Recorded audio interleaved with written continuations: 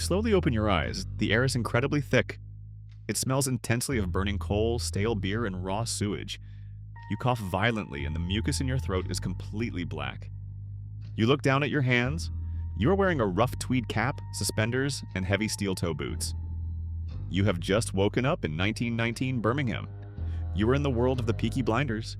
If you have seen the television show, you think you know exactly what to do. You think you will put on a sharply tailored suit. You think you will walk into a pub in slow motion while rock music plays.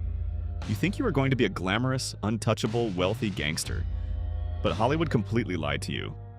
The reality of this specific time and place is a terrifying nightmare. It is a filthy, brutal, and incredibly short life.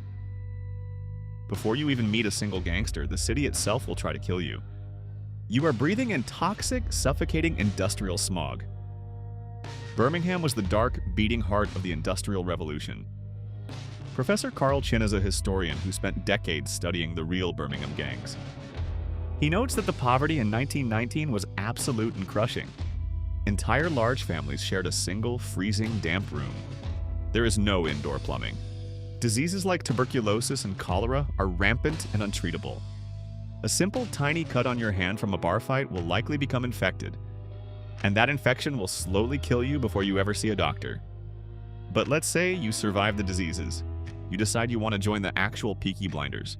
You expect to be dealing in high-stakes international crime and political assassinations. You are wrong again. Philip Gooderson, author of The Gangs of Birmingham, uncovered the actual police records of these men. They were not brilliant criminal masterminds. They were petty, desperate street thugs.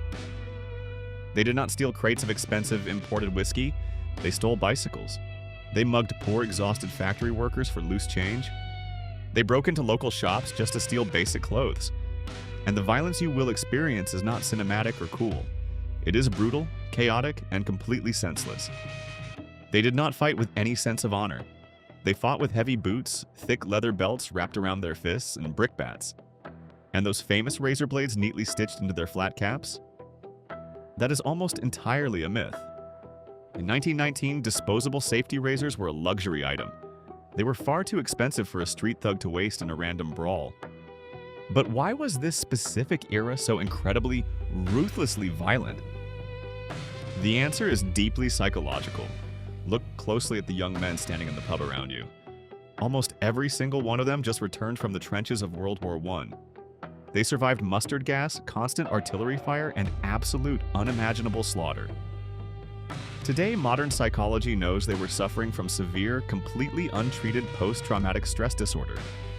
At the time, it was simply dismissed as shell shock. These men brought the brutal trauma of the trenches directly into the dirty streets of Birmingham. They were emotionally numb. They had absolutely zero fear of death because they felt like they were already dead. So you are standing in the freezing smog. You are surrounded by deeply traumatized, violent young men fighting over literal pennies. You have a massive chance of dying from a lung infection before you turn 40. There is no slow-motion walking. There is no glamorous modern soundtrack. There is only the cold, the soot, and raw survival. You do not want to be a Peaky Blinder. If you want to understand the dark, hidden history of human survival, subscribe.